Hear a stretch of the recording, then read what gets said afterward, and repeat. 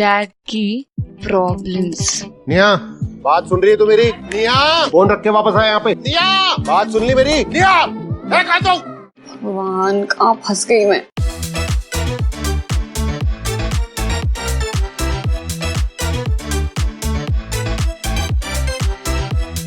Last month set India के जाने मानी सीरीज ने अपने 1 साल के सफर को पूरा कर अंतिम विदाई ली। जिस खूबसूरती के साथ शो दर्शकों से रूबरू हुआ, उसी खूबसूरती के साथ वो टीवी से हुआ विदा भी।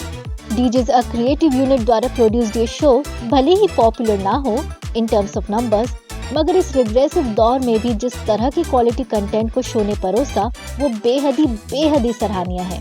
और वो किन रूपों में, जानने के लिए बने रहिए हमारे साथ on 5 things that we cherished in this wonderful series of Mere dad Ki Dulhan. मैंने डिसाइड कर लिया है, आपको एक पार्टनर की जरूरत है, एक लाइफ पार्टनर की। डैड, मैं दांत तोड़ दूंगा तेरे, एक मारूंगा तो। इस तरीके की हरकतें कर रही है। डैड ऑफिस, एक मिनट। हेलो निया। 5 शो में इस्तेमाल किए गए संगीत बेहद ही प्रभावशील रहे, जो शुरू से ही आकर्षण का केंद्र भी बने।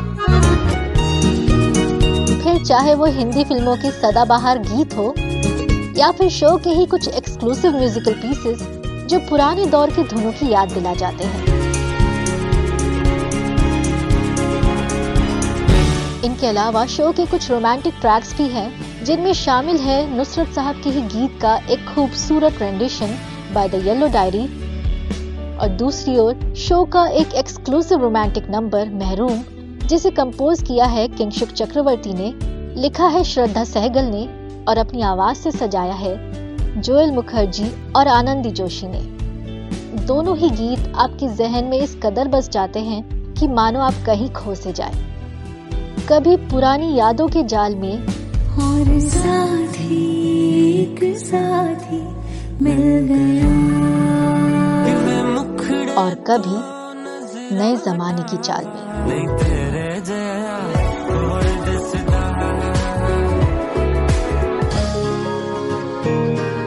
और अंत में किंगशुक चक्रवर्ती द्वारा ही निर्मित शो का टाइटल सॉन्ग, जो कहीं ना कहीं 90s के टीवी ट्रैक्स के एसेंस, उसकी सिंप्लिसिटी को परोसते हैं। गाने की धुन, उसके अल्फाज, हमारे सिंगर्स की मधुर आवाज एक ऐसे माहौल की रचना करते हैं जहां आप खुद को अपने बीते दौर में पाते हैं।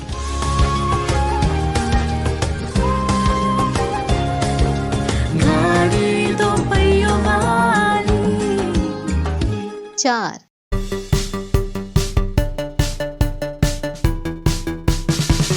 कहानी में जितनी महत्वपूर्ण इस प्रोटैगनिस्ट की जोड़ी रही, उतने ही महत्वपूर्ण वे सभी किरदार भी जो इस बाप बेटी की दुनिया में समाये हैं, जिनमें शामिल है सर पे चढ़ते किराएदार, ये घर छोड़कर नहीं जाऊंगी जी। घर मेरा है। हाँ तो मेरा भी है ना। दोस्त जो दे हर मुमकिन साथ। तुम लोगों ने ना कभी मुझे और डैड को ऐसा लगने नहीं दिया कि हम लोग ना इस शहर में अकेले हैं। अपनी बेफिक्री में डूबा एक नौजवान। अरे मैडम, हर चीज प्लान करके थोड़ी करते हैं। कभी कभी लाइफ में ना बिना प्लान के जीना बेस्ट प्लान होता है। और भटके राहियों के मार्गदर्शक बनते ये जनाब। बात पे काबू खो दिया तो क्या हो गया? काबू खोने के बाद ही रिश्ते बनते हैं।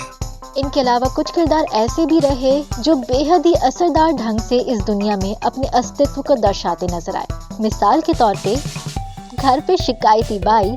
आप जो 2-2 बार पोछा लगवाते हो, मैंने कभी हिसाब मांगा? अरे उस बचा हुआ खाना कौन लेके जाता है? ना उसका भी पैसा काट लो।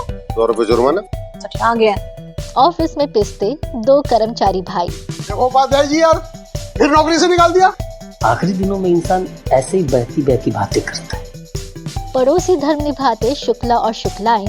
अब रोज शाम को मैं आपके पास यहाँ आया करूँगा, बैक चेक मारेंगे। अच्छे नेबर्स होते किस लिए? क्यों शुक्ला जी?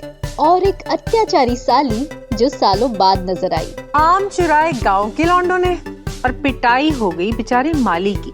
नारद ने इस बार औरत की भेष में जन्म लिया है। इन चुनिंदा किरदारों की स्क्रीन टाइमिंग्स भले ही कम हो, मगर इनकी मौजूदगी से न सिर्फ इस दुनिया की वास्तविकता कायम रहती है, बल्कि शो में एक कांस्टेंट कॉमिक रिलीफ भी बनी रहती है, जो कहानी को आगे बढ़ने में भी मदद करती है, नए रूपों में, नए पैमानों और नई चुनौतियों के साथ। ऋषि बर्मन, आपका नया किराएदार। 3 ये सीरीज कई मायनों में एक प्रोग्रेसिव टेक रही। हमारी जिंदगी, हमारी सोच पे जिसने सही रूप में एक बदलते समाज को दर्शाया, जहाँ एक उम्र के पड़ाव पे भी कोई औरत अपने हर अधूरेपन में भी खुश है, निराश नहीं। मैंने अपनी जिंदगी में बहुत कमियां देखी, लेकिन कभी खुश होना नहीं छोड़ा मैंने। यहाँ बाप की फिक्र बेटी है, समाज नहीं। लाइफ के सेंटर में तू नहीं होगी, उस लाइफ में खुशी कैसे हो सकती है मेरे बच्चे? बेटी के लिए पिता का भविष्य अहम, खुद का नहीं। अगर कभी भी लाइफ में चॉइस मेरे डैड और किसी भी चीज में होगी ना, तो मेरे लिए मेरे डैड आएंगे। नए जमाने की यूथ फ्रैंक है मगर क्रैंक नहीं। और माँ बस माँ ही रही, कभी साथ छोड़ा जो नहीं। तू ना जान है मेरी बेटा, सब ठीक हो जाएगा इस वक्त। ये सीरीज हर रूप में डेली सोप्स के क्लीशेड लाइफस्टाइल, उसके ट्रीटमेंट्स को तोड़ती नजर आई। कहानी हो या उनके किरदार या फिर उनकी हालात, उन्हें ब्लैक एंड व्हाइट में रंगा नहीं गया है। यहाँ कोई सही कोई गलत नहीं, बस एक नजरिए की बात रही। एंड फॉर अ चेंज यहाँ शराब मसले सुलझाती नजर आई, उलझाती नहीं। जिंदगी में अगर कुछ भी करना है ना, तो सबसे पहले अपने डर का कुछ करना पड़ता है। इस डर के एहसास को खत्म कर दे। 2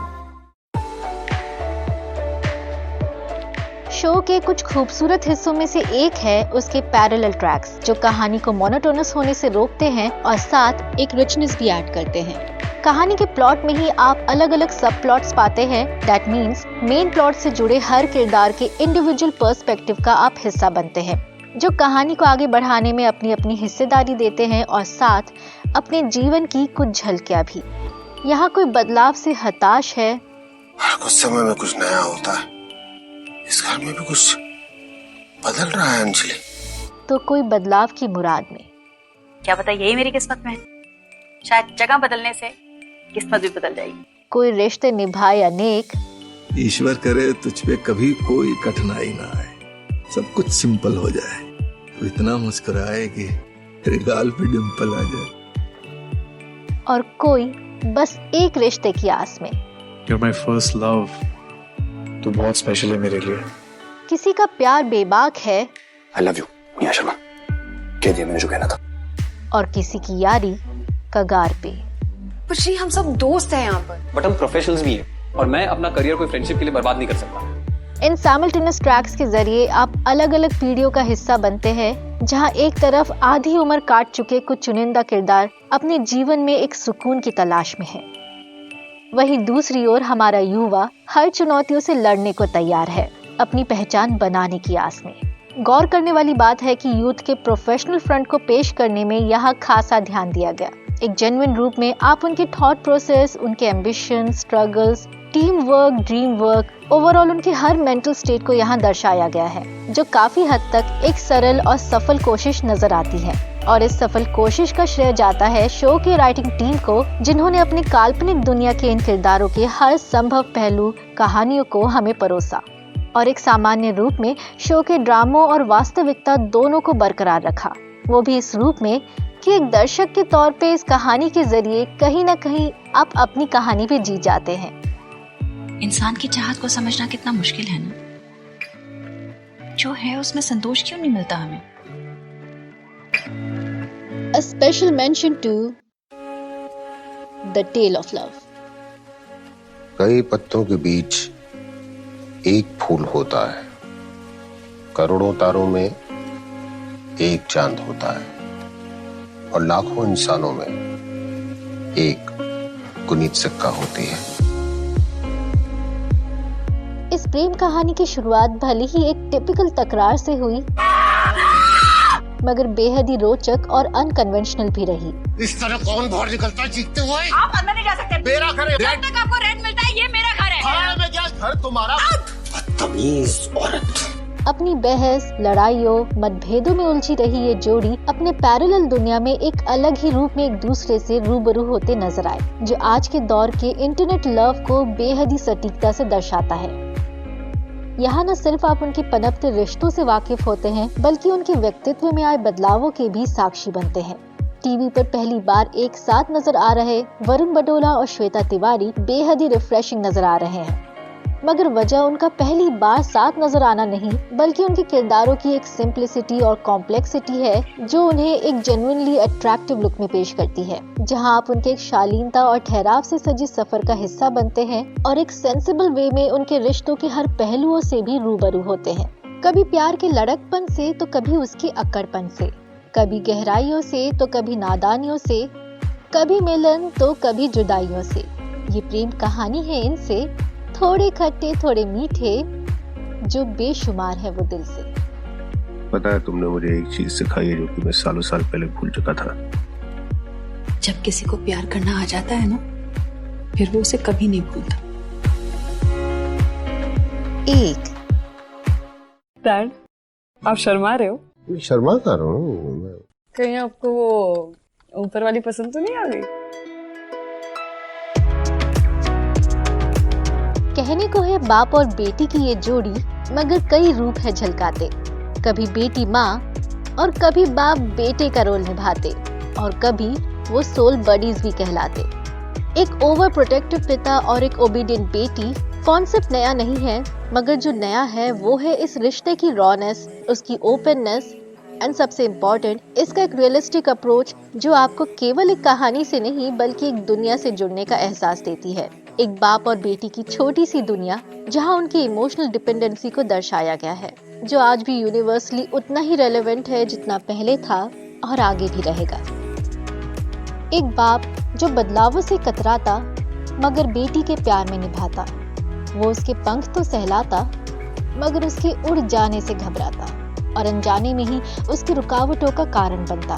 इस रोल के जरिए वरुण बडोला हर रूप से टीवी में पिता के स्टेरियोटाइपिकल इमेजेस को तोड़ते नजर आए। उनका व्यक्तित्व, उनका लहजा, वो हर नुआंसेस आपको उनके किरदार से बांधे रखता है, फिर चाहे वो उनका सार्कास्टिक नेचर हो, बचपनापन हो, अग्रेसिवनेस हो या अधूरापन हो।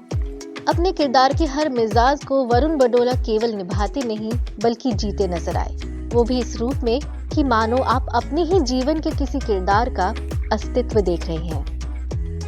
बहुत बड़ा फैसला है, मैं कुछ नहीं करूंगा जब तक कि तू हाँ ना बोल दे। अब बात करें हमारे दूसरे अहम किरदार की, तो यहाँ एक बेटी अपनी डुअल जिंदगी जीती नजर आती है। अपने confuse relationships, personal and professional priorities में खुद को फंसा पाती है। अपने डेब्यू शो में अंजलि ने आज के दौर के करियर ओरिएंटेड लड़की की भूमिका निभाई है, वो भी इस रूप में कि मानो निया उनका ही कोई दूसरा रूप हो। वो चुलबुलापन, वो बेबाकपन, गंभीर भी है मगर चंचल है मन। वो एक आम मॉडर्न लड़की, ना किसी से कम। बीइंग ए यूथ, बेशक निया के रंगों में रंगने का एडवांटेज अंजलि के पास रहा और इसका नतीजा आपके सामने भी है कि किस ईज के साथ वो अपने किरदार के नेचर, उसके हर इमोशनल एस्पेक्ट को निभाती नजर आई। वो सही मायनों में अपने ऑन स्क्रीन कंपेनियन, को एक्टर वरुण बडोला को कॉम्प्लीमेंट करती भी नजर आई। उनके बीच का ये कंफर्ट लेवल, ये तालमेल स्क्रीन पे साफ झलकती है, जो कहानी की शोभा भी बढ़ाती है, जहाँ ये जोड़ी केवल किरदार नहीं बल्कि रिश्ते निभाते प्रतीत होते हैं। मुझे पता है डैड, आपकी लाइफ में कोई है जिसने आपकी लाइफ में एक स्पेशल सी जगह बना ली है। मेरी चॉइस से ज्यादा आपकी खुशी इंपॉर्टेंट है डैड मेरे लिए। रेडी हो जाओ। मुझे मेरी डैड की दुल्हन मिल गई।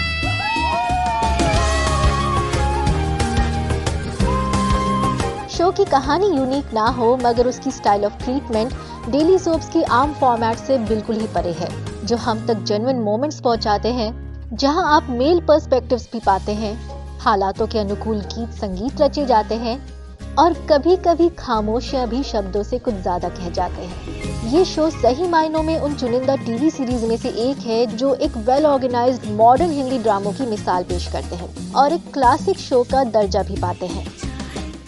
खूबसूरत लेखन और एंगेजिंग ट्रैक्स में बंधे मनमोहक गीत और मंझे हुए कलाकारों से सजे मेरे डैड की दुल्हन अब देखे केवल सोनी लिव पे। चलो, कम से कम एक शर्मा की किस्मत तो खुली, दूसरे की भी खुल जाएगी, चिंता क्यों करती? तो फिलहाल के लिए ये था हमारा टेक इस बेहद ही खूबसूरत सीरीज पर, और आप बताना ना भूले हमें अपना take on 5 things that you cherished in मेरे डैड की दुल्हन।